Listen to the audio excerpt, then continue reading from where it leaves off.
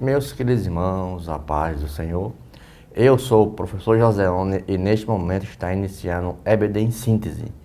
Este programa ele é de inteira responsabilidade do Departamento de Ensino da Superintendência Geral da Igreja Evangélica Assembleia de Deus em Mossoró. E você, meu querido irmão, minha querida irmã, meu querido amigo, meu querido ouvinte, nos acompanhe pelas mídias sociais, pelos nossos canais do YouTube, EBD em Síntese, pelos nossos canais da FM 96.3 e pelos canais da TCM 838 TV AD Mossoró. A aula dessa semana é a lição de número 8, dando continuidade à nossa lição até os confins da terra, pregando o Evangelho a todos os povos até a volta de Cristo. Lição 8, que tem como título Missionários Fazedores de Tendas. Nessa nossa lição, nós temos três subtópicos, dentro desses três tópicos nós temos três subtópicos. O primeiro tópico é a vida profissional de Paulo e sua vocação ministerial, certo? Temos três subtópicos nela. Tópico 2, missionários fazedores de tendas, certo? E nosso último bloco, que é nosso tópico 3, a vocação, profissão e missões. Essa lição de hoje ela vai mostrar mais o lado da parte da profissão. E nossa palavra-chave é profissão, um ofício maravilhoso a qual Deus nos concedeu. Nosso texto áureo diz assim: vós mesmos sabeis que estas mãos provaram as minhas necessidades e as dos que estavam comigo. Atos capítulo 20, versículo de número 34. Sabemos que esse texto esse texto áureo de Atos dos Apóstolos, capítulo 20, versículo 34, é uma declaração de Paulo aos anciãos da igreja de Éfeso, ou seja, na qual ele se despede, certo? E os exorta a cuidar do rebanho. O apóstolo Paulo ele tinha medo, deixou bem claro mais na frente, quando ele saísse, ele tinha medo se entrasse lobo cruéis. Mas também ele afirmou que ele trabalhou com suas próprias mãos para sustentar a si mesmo e aos que estavam com ele, certo? Lembrando que a igreja que estava em Coríntios, como já foi falado nas lições anteriores, ela não era um pouco tanto generosa para com os missionários. Então Paulo ele deixou bem claro que ele trabalhou com suas próprias mãos e sustentou tanto a ele como aqueles que acompanharam ele. Uma vez que, porque sustentou, porque era de depender dos recursos da igreja, mas ele achou necessário fazer isso. Então, este versículo, do versículo 34, ele é um exemplo do compromisso de Paulo com o trabalho árduo, certo? E a independência financeira do apóstolo Paulo, certo? Bem como a preocupação da integridade pessoal de todos os que andavam com o apóstolo Paulo.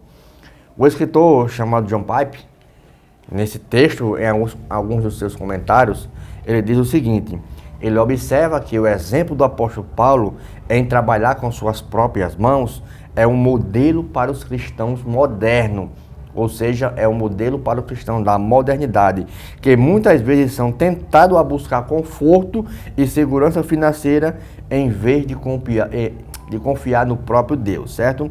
John Piper também cita a carta de Paulo aos Tessalonicenses, capítulo 4, versículo do 11 ao 12, que ele exorta que todos os crentes devem trabalhar por suas próprias mãos, certo? E assim viver uma vida tranquila. É tanto que também, nosso comentário de Wisby, ele destaca o exemplo de Paulo em trabalhar com suas próprias mãos, também é um modelo para os líderes da igreja da atualidade. Então, observe que esse texto, ele mostra muito isso, trazendo para os nossos lados de hoje, que precisamos fazer a obra de Deus e mesmo assim ter o nosso próprio sustento, certo? Em resumo, é um versículo importante que destaca a importância do trabalho árduo e a nossa independência financeira e a nossa responsabilidade pessoal com os outros e com o reino de Deus. A verdade prática diz o seguinte: é possível servir a Deus e aos outros por meio de sua profissão, onde quer que você vá. Olha só como é interessante. Então, a verdade prática É possível servir a Deus, está dizendo aqui, e aos outros por meio de uma profissão, que é um tema recorrente em toda a Bíblia, isso é notório. Em Colossenses, no capítulo 3, no versículos 23 e 24, Paulo escreve: e tudo o que fizerem, faça com o coração, como para o Senhor e não para com os homens, porque saberão que receberão a herança ou a recompensa. Isso mostra uma prática muito maravilhosa. Nossa leitura bíblica em classe se encontra em Atos dos Apóstolos, capítulo de número 18, versículos do 1 ao 5, e em 1 Tessalonicenses, capítulo 4, versículos do 11 ao 12. E mostra a vida do apóstolo Paulo como ele era, certo, fazedor de tenda. Ele trabalhava para ter o seu próprio sustento. Então, o apóstolo Paulo, ele foi um enviado, certo? Um homem enviado por Deus, representante de algumas pessoas aqui, certo? Ele representava tanto os apóstolos, que ele dizia que ele era apóstolo de Cristo, certo? Uma pessoa escolhida pelo Espírito Santo de Deus para servir e levar o Evangelho às igrejas. É tanto que na nossa introdução, o comentarista, ele fala várias perguntas a respeito da profissão, né? Se é possível isso, se é possível. É preciso abandonar a vocação profissional e exercer o chamado missionário? Só existe apenas um modelo do chamado missionário? Então, o texto já deixa bem claro algumas perguntas para a gente fazer, certo? Então, a vida profissional e o chamado missionário são temas importantes de toda a Bíblia, certo? E a vida do apóstolo Paulo é um exemplo inspirador, como dois aspectos que podem, certo, se encontrar na vida de Deus. Um é que ele era fazedor de tenda, certo? O outro é que ele era apóstolo.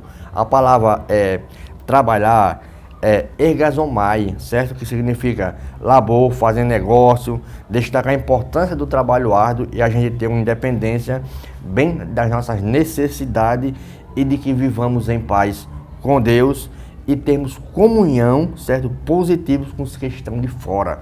Observe que isso aqui é bastante significativo. Então sabemos que o apóstolo Paulo, ele nasceu basicamente no ano Domini, no ano 1, no ano de Cristo. No ano 29, ele já começa a perseguir os cristãos. No ano 33, 34 aproximadamente, o apóstolo Paulo, ele se converte ao Evangelho.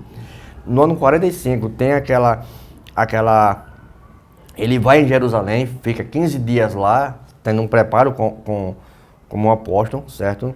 Capítulo 13 de Atos, ele já é separado pelo Espírito Santo. Capítulo 15, ele tem uma reunião com toda a igreja. Então, isso mostra total dependência da vida do apóstolo Paulo, certo? Nosso tópico 1 é a profissão do apóstolo Paulo. Sabemos que, nesse caso aqui, Paulo, ele era fazedor de tenda, ele trabalhava, tinha seu próprio sustento. E aqui ele encontra duas pessoas magníficas, certo? Por causa do imperador Cláudio, no ano 49, eles expulsam Priscila e Áquila de Roma, e a partir daí eles começam a seguir o apóstolo Paulo. E Priscila e Áquila tinham uma igreja que era na sua casa, a congregação era na sua casa. E eles tinham a mesma profissão do apóstolo Paulo, então isso desencadeou um testemunho maravilhoso, certo? Então, o apóstolo Paulo, ele é um exemplo inspirador da vida profissional e o chamado missionário que pode ser encontrado, certo? Ou se encontra para a glória de Deus. Ele tanto fazia tendas, trabalhava para o seu sustento, como ele ia pregar o evangelho sem medir esforço, tudo com o seu sustento. Isso está em Atos capítulo 18, que é a nossa leitura bíblica em classe. Então, nós vimos que Paulo, ele reconheceu e conheceu Priscila e Áquila, um casal de judeus que havia sido expulso de Roma, como já falei, por Cláudio, e ficou com eles trabalhando como fabricantes de tenda. Olha só, em Romanos capítulo 16, que Paulo menciona ali vários dos seus amigos, ele cumprimenta também, sauda Priscila e Áquila. Ele diz: saudai Priscila e Áquila, chamados como cooperadores de Cristo Jesus, certo? Em Atos 18 deixou bem claro que Paulo navegou para a Síria, saiu de Corinto, navegou para a Síria, e lá ele levou Priscila e Áquila. Então isso mostra a importância de ter pessoas que trabalham no mesmo propósito que o seu, certo? Então é possível conciliar a vida profissional e a vida ministerial, certo? O Paulo deixou isso bem claro. Então a profissão, ele não elimina a vocação, pelo contrário, ele se alia. Então o apóstolo Paulo, ele não abandonou a sua profissão, certo? Para viver o seu chamado, em hipótese alguma. Aliás, o seu trabalho profissional abriu portas para ele anunciar o evangelho. Onde ele ia, fazia tendas, então era o princípio de tudo aquilo ali que Paulo fazia. Então Paulo tinha como profissão fazer tendas, certo? Ele tinha uma vida profissional ativa e não impediu a ele nada de ser missionário, não impediu em nada dele ir para outra localidade, e interessante que as tendas, segundo os comentaristas bíblicos, eram feitas de couros de cabras ou de pelos de camelos de animal, digamos assim. Então, para ver como o trabalho é bastante árduo, né? E ele conjugava isso aí, a vida ministerial e profissional, certo? Então, os rabinos, eles diziam que quem não ensina um ofício, certo? Uma profissão a seu filho, é como se tivesse criado para tornar-se um ladrão. Olha só a tradição rabínica, o que é que ela diz. E Paulo, além de estudar aos pés de Gamaliel, ele foi um homem com uma profissão, certo? Então Paulo, ele era um fariseu e fora criado aos pés de um homem, é um mestre também na palavra, Gamaliel, mas não esqueceu a sua profissão, a sua arte de fazer tendas, né? Provavelmente, podemos dizer que Paulo aprendeu a fazer tendas na sua juventude, né? Embora tivesse direito de ser sustentado pelas igrejas, que ele começou a plantar ao longo da sua caminhada, né? Então o apóstolo trabalhou o seu próprio ofício, certo? Para ganhar o pão de cada dia. Ele deixou bem claro, ele diz, olha, eu trabalhei de dia e de noite para não ficar pesado para vocês. Pelo contrário, eu mereci esse sustento, mas, certo? Eu trabalhei de dia e de noite. Maya Pirma, ele diz o seguinte, que Paulo adotava firme resolução de não aceitar a oferta das pessoas que ele procurava ganhar para Cristo, pois seu objetivo era merecer a confiança do povo e comprovar que seus motivos de evangelização eram sem interesses financeiros. Olha só, 1 Coríntios capítulo 9, a partir do verso 16. Então, Pirma, ele já mostra isso do que o apóstolo Paulo fazia, né? Então, o apóstolo Paulo, ele considerava os costumes judaicos, que os ministros recebiam ajuda econômica da partir daqueles que ministravam isso, tinha uma norma legítima para isso, né? E era correta aos olhos de Deus, mas ele reconhece, certo?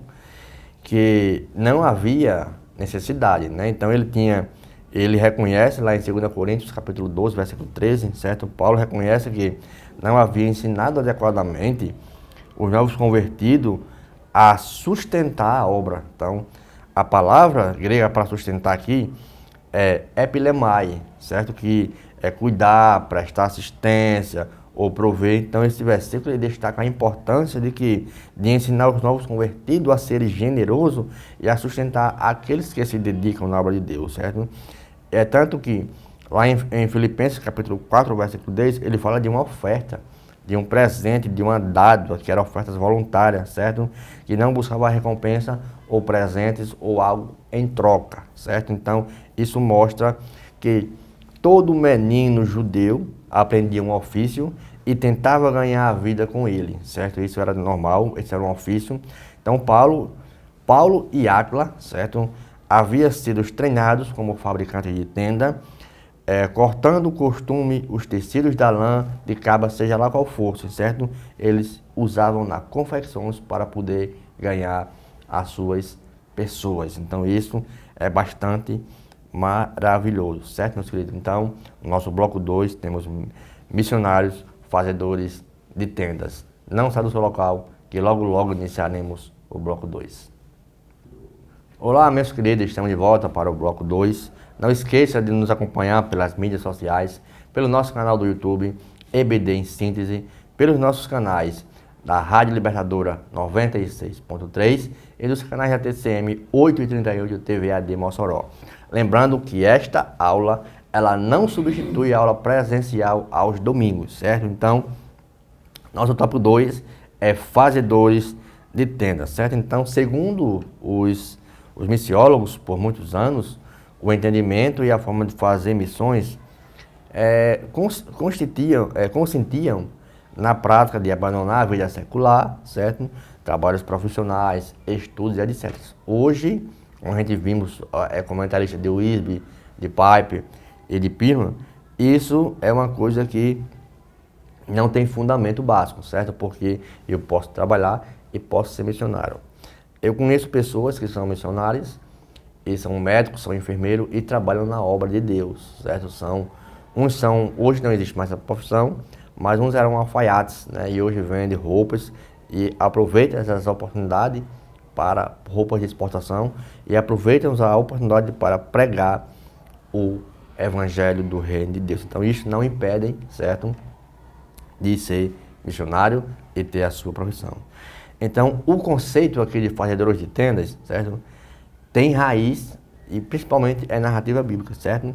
Especialmente, como a gente já viu em Atos 18, Paulo, ele exerceu a profissão de fabricante de tenda, ele e Áquila, certo? Enquanto esteve em Corinto, certo? A prática de fazer tendas naquela época não era apenas uma atividade econômica, mas uma expressão prática de como a missão pode se integrar na vida diária e profissional de um indivíduo, certo? Porque Atos 18, eu vou ler aqui na NVI, diz o seguinte: depois disto, Paulo saiu de Atenas e foi para Corinto. Ali encontrou um judeu chamado Áquila, natural do Ponto, que havia chegado recentemente da Itália, e com Priscila, sua mulher, pois Cláudio havia decretado que todos os judeus saíssem de Roma.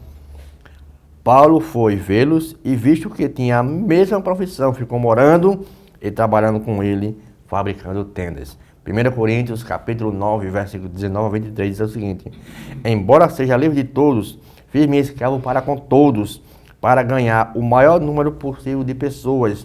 Tornei-me judeu para com os judeus, para ganhar judeus. Para com os que são debaixo da lei, tornei-me como se estivesse sujeito à lei, embora eu mesmo não estejasse debaixo da lei, a fim de ganhar todos os que estão debaixo da lei. Então, Paulo, ele tinha um objetivo. Então, durante muitos anos, certo, a compreensão predominante de missões envolvia a ideia de deixar tudo para trás, carreiras seculares, compromissos, para se dedicar exclusivamente à obra missionária. Isso também temos hoje, certo? Mas, certo, no entanto, essa visão, ela evoluiu um pouco, certo? E é reconhecida que os cristãos, certo, podem integrar, certo, as profissões e o seu chamado missionário, os dois cooperar juntos. Isso a gente vê, Paulo e Áquila, eles faziam isso, certo? Então, a transição dessa mentalidade, certo, ela é exclusivamente clerical, que uma abraça a outra, certo? Não são diversificada, pelo contrário, certo? Há uma diversidade que reflete a compreensão do papel do crente e sua missão. Então eu faço a junção dessas duas áreas maravilhosas, que é tanto trabalhar como fazer a obra missionária, certo? Em 2 Coríntios, no capítulo 5, verso 18, diz assim: tudo que provém de Deus, que nos reconciliou consigo mesmo por meio de Cristo e nos deu o ministério da reconciliação, ou seja, que Deus estava em Cristo reconciliando o mundo consigo, não lançando em conta os seus pecados e confiando a nós a mensagem da reconciliação. É interessante que essa passagem, ministério da reconciliação, implica uma mudança de quê? De hostilidade para amizade. Então, esta mudança, segundo o apóstolo Paulo, é algo divinamente iniciado e confiado pelos crentes para o serviço. Olha só. Então, a força missionária do mundo, ela abrange isso, que além de eu ir tem um trabalho, eu vou reconciliar as pessoas. Então, a força missionária, ela é composta por profissionais, empreendedores, estudantes, que traz resposta aos necessitados, acesso a grupos, certo? Não alcançados, a menos alcançados. Então, tudo isso são estratégias que as pessoas podem trazer para que as pessoas possam ser reconciliadas com Cristo, certo? Então, a força missionária é composta por esse povo, profissões, empreendedores, representantes. Então, ela é uma abordagem contemporânea e eficaz. Então, eu posso ter estratégia para alcançar aquelas pessoas que nunca foram alcançadas. Por exemplo, eu posso ser um empreendedor e nesse momento eu posso entrar em um país que eu tenho mais facilidade, que eu tenho uma afinidade, um país que não tem condições de transportar Bíblia. Um exemplo, eu posso enviar Bíblias, certo? Para exportação para aquele país. Isso, pelo contrário, eu seria, além de trabalhar em benefício do reino de Deus, estaria reconciliando as pessoas consigo mesmo e com Cristo. Então, Paulo, ele se preocupava com esses preparos, né? Então, a gente vê ele com o jovem Timóteo ali, certo? Ele, 2 Timóteo, capítulo 3, verso 17, ele diz assim: a fim de que todo homem seja apto e plenamente preparado para toda boa obra, né? Então, a orientação de Paulo a esse jovem reflete de que eu preciso de um preparo, certo? Preciso de uma instrução na vida, certo? Tanto profissional como na vida do obreiro do Senhor. Então, Paulo, ele cita conselhos e tanto que este conselho é parte das últimas palavras escritas pelo apóstolo Paulo àquele jovem, reforçando a necessidade de um obreiro estar completamente equipado e equiparado para designar a obra que Deus determinou. Então, temos aptos aqui, capazes, certo? Na tradução, a fim de que o homem seja apto, seja adequado, esteja pronto, algo específico para a obra do Senhor. Então, meus queridos, não saia do seu local, que logo logo iniciaremos o bloco 3. Olá, meus queridos, estamos de volta, agora finalizando o bloco de número 3. Claro que sabemos que toda obra, Deus é quem chama. E são muitas as oportunidades, certo? Mas um ponto essencial. Deus, ele já deu a ordem de você ir. Ele não vai pegar no seu braço para que você faça missões. Pelo contrário, ele já disse: ide por todo mundo e pregai o evangelho a toda criatura. Em 1 Coríntios, no capítulo 9, verso 16 a 19, Paulo fala sobre pregar o evangelho, certo? Não é, para mim, um motivo de orgulho. É uma necessidade que impõe isso a mim. E ele diz: ai de mim se não anunciar, se não pregar o evangelho. Se prego de livre vontade, tenho recompensa. Mas se não prego de livre vontade, estarei simplesmente cumprindo uma obrigação confiada a mim. Olha só. Então, qual é a minha recompensa? Esta, ao pregar o evangelho, pode oferecê-lo de graça, sem fazer uso dos direitos do evangelho que me confere, certo? Então, Paulo, homem sábio, ele dizia que mesmo assim tinha esta responsabilidade. Deus, ele tem todo o cuidado, tem todo o preparo, e nosso dever é confiar em Deus. Fazer missão fora é você estar plenamente livre dos seus familiares, livre dos seus parentes, livre de todo mundo, certo? Até uma profissão, se você estiver aqui e não estiver adquirido ela lá. Nós sermos totalmente dependentes de Deus. Então, o termo pregar, certo? Evangelizomai, certo? Que significa anunciar boas novas, evangelizar, anunciar. Então, o termo destaca claramente a missão proposta pela natureza do apóstolo Paulo, que era proclamar as boas novas, certo? Então, a relação entre vocação, profissão e missões é profundamente enraizada na compreensão bíblica de que Deus é quem chama os crentes para missões específicas, certo? A passagem aqui que nós acabamos de ler ilustra isso de maneira bem vivida, que Paulo diz: se eu prego assim, eu prego, tenho recompensa, mas se eu não pregar, então para mim foi imposta essa obrigação, então eu tenho que pregar dessa forma. Então Paulo, ele enfatiza que pregar o evangelho não é uma escolha opcional ou um motivo de orgulho pessoal, certo? Mas uma necessidade imposta a ele por Deus. Então a ideia, ai de mim se não pregar o evangelho, ela ressalta a urgência e a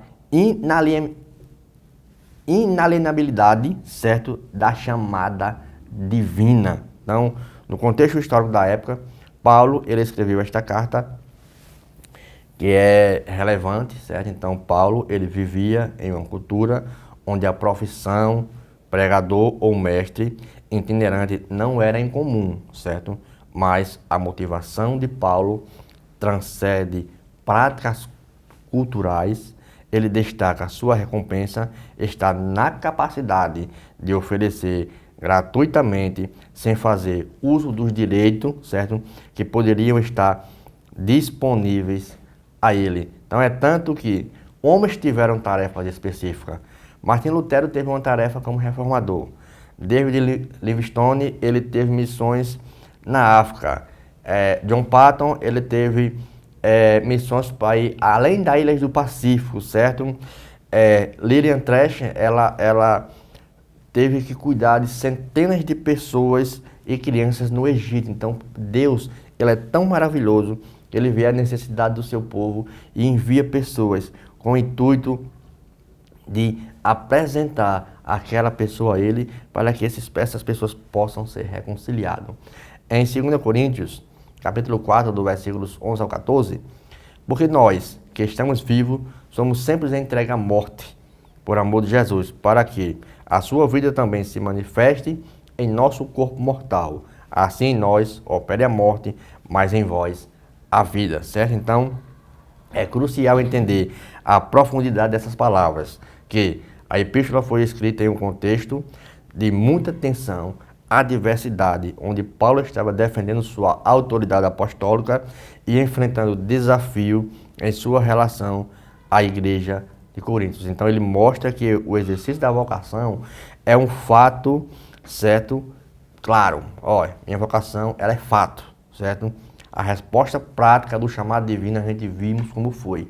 Ele fazia tenda e não media esforço de uma parte para a outra. Então Paulo, ele é um exemplo paradigmático que compreendeu o seu chamado, como compreendeu a profundidade do seu chamado e a vocação do Senhor Jesus Cristo, certo? Então esse texto revela que, na perspectiva singular de Paulo, sobre sua própria vida e do seu ministério, deixou bem claro: eu sou entregue à morte todo o dia.